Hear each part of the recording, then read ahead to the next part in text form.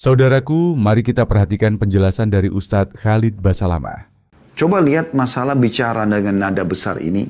Apakah itu sudah tradisi dia dari sebelum menikah sama Anda? Kayak misalnya memang ada sebagian keluarga, ya, komunitas keluarga begitu. Memang mereka kalau berbicara terbiasa gitu. Dengan nada-nada tinggi, dengan menggunakan kata-kata olokan dan ejekan gitu kan. Ada juga keluarga yang tidak. Mungkin mereka memang kesopan santunan ini dijaga sekali sehingga saling menghormati, menjaga tutur kata gitu kan, menjaga sikap.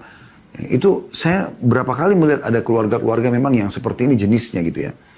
Nah kalau istri Anda ini berasal dari keluarga yang memang dasarnya sama orang tuanya, sama saudaranya memang begitu polanya, makanya berarti pola hidup. Pola ya. Bukan niat dia ingin membangkang. Ini sebagai PR buat Anda. Bagaimana Anda sebagai suami menerima itu sebagai sebuah tantangan agar Anda bisa memperbaikinya. Itu yang saran kami. Ya. Artinya gini, jangan setiap kali ada kesalahan dan kekurangan pasangan, kita langsung patok, ini nggak cocok, kita cerai. Kecuali yang terjadi pelanggaran fatal dalam agama. Berbuat kesyirikan, murtad dari agama. Kalau masalah teknis-teknis lapang, atau dia selingkuh, perzinahan yang haram misalnya, ini berat. Tapi kalau hanya teknis lapangan, Anda suka kebersihan, kerapian, pasangan belum bisa. Anda suka istri yang lembut, yang periang, tapi memang dasarnya Anda menikah bukan dengan wanita yang seperti itu, ya. Maka ini kan teknis lapangan. Atau Anda, kita balik kasusnya kalau seorang perempuan, dia berharap suaminya romantis, ya memanjakan dia. Tapi memang dia nikah sama laki-laki yang kaku dasarnya. Nah ini kan PR bagi mereka. Ini teknis lapangan. Kalau saya sarankan Allahu alam, Anda berdoa kepada Allah SWT agar Allah berikan hidayah dan Allah ubah pasangan Anda. Kemudian Anda jadikan ini sebagai target utama. Bagaimana caranya Anda bisa mengubah ini? Di situ kesuksesan Anda menjadi seorang pasangan yang berhasil gitu. Maksudnya yang pasangan yang baik, ideal.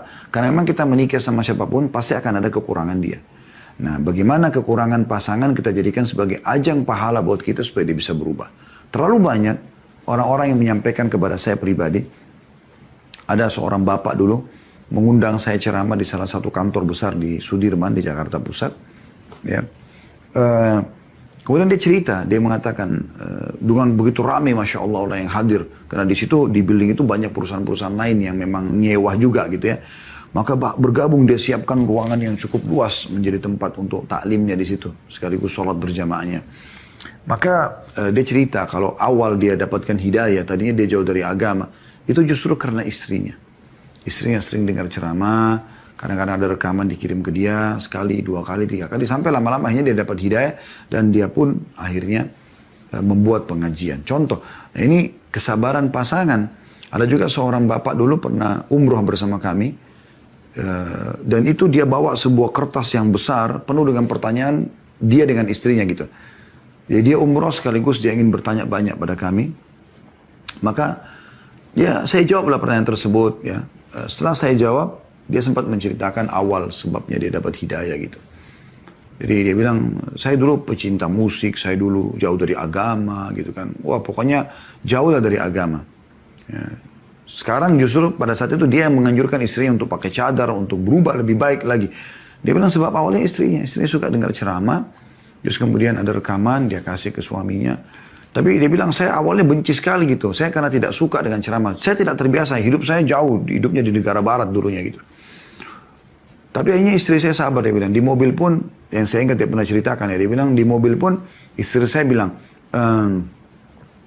bagaimana kalau setengah jalan kamu dengar musik kamu, setengah jalan dengarkan ceramah. Sekarang saya juga ingin dengar. Karena dia merasa dia tidak ditekan oleh istrinya, maka dia mau dengar. Lama-lama dia bilang yang dominan adalah justru ini. Justru ceramah itu sendiri, karena dia merasakan sendiri manfaatnya gitu. Ada bertambah ilmu, bisa membawa pada perubahan-perubahan, dan sekian banyak contoh dalam masalah ini gitu ya. Nah, tapi kalau itu bukan pola kebiasaan keluarga, bukan sesuatu yang memang ini dia sengaja lakukan, itu bab nusyul. Anda ingatkan kepada dia. Bukankah sudah tahu dalil-dalil seperti ini?